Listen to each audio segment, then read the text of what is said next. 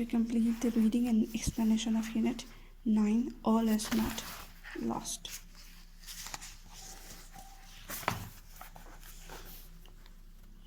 Okay, in the previous discussion, we came to know about the nurse, that she was enthusiastic and motivated in the beginning, and what challenges she faced during her career while facing a patient that was nearly a dead person. I went to the senior nurse and told her that I wanted to help this patient and work with her more closely.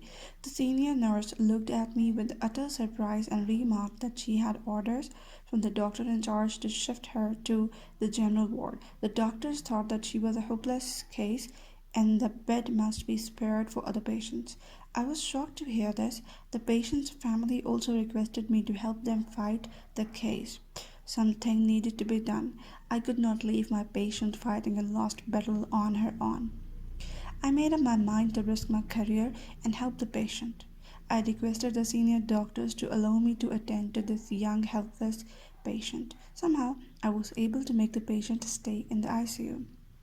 Okay, as the nurse was worried that her patient was not making any recovery, so she discussed the matter with the senior nurse. But she was shocked when the senior nurse had the same point of view. She said that the senior doctors have asked her to vacant the bed for other patients. So she was about to be shifted to the general ward. General ward that has the patients, all different patients that are being shifted from the ICU.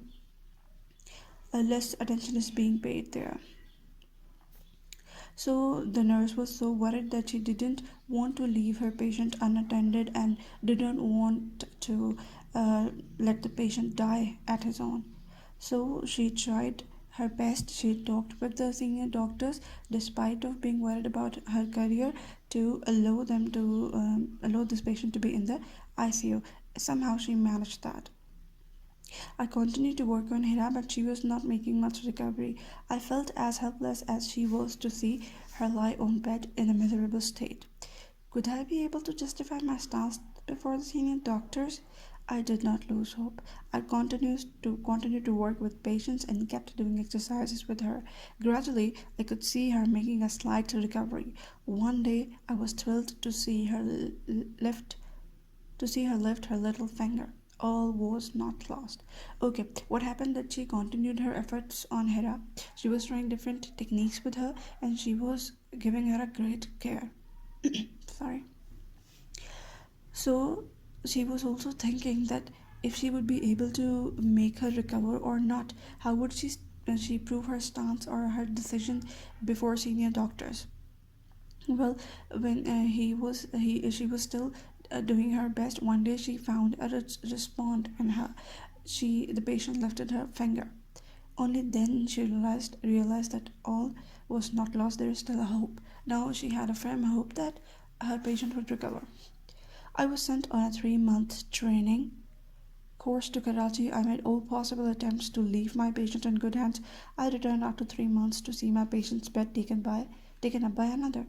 My feet froze to the ground. I did not have the courage to ask what happened. Okay, while she was working on her, she was sent to Karachi for a training. Definitely, she did not want to leave the patient, but she had to follow the orders. So she left the patient in good hands. And when she returned after 3 months, what she saw that the bed was empty. There came another patient on the bed. She was so shocked, she was worried, and she did not have the courage to ask that where the patient has gone. As I stood near the bed with several questions popping in my mind, I felt a gentle pat on my shoulder. I turned around to see a young woman smiling at me. "Are you looking for your patient?" she said, and gave me a big hug. While she was looking at the bed, she felt that somebody was standing behind her. When she turned, she saw a lady, and the lady asked, "Are you looking for your patient?" "Thank you for everything you did. I know you did not allow them to make me lead a crippled life." The lady that pat on her shoulder, she thanked her for helping her and for making her recover. I stood still until her family came around with big smiles on their faces. Thanks to Allah, she was my patient, standing and walking on her own feet. I could not recognize her without the machinery and tubes around her body. That was her patient. Hera. Hera is recovered due to her efforts, due to her belief, and due to her sympathies, love, and care. She was thankful that she didn't leave her alone and she worked on it. Her family thanked the nurse a lot.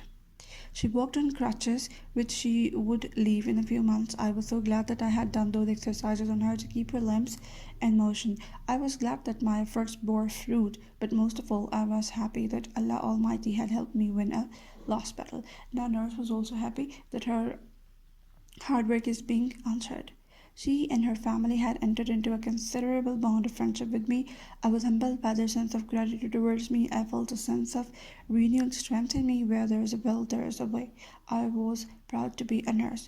Okay, Hura's family was so thankful to the nurse, and they had close ties with the nurse. Now what does this lecture and this lesson depict is that we should show some consideration towards nursing profession. We do not give the due respect and the due value to them.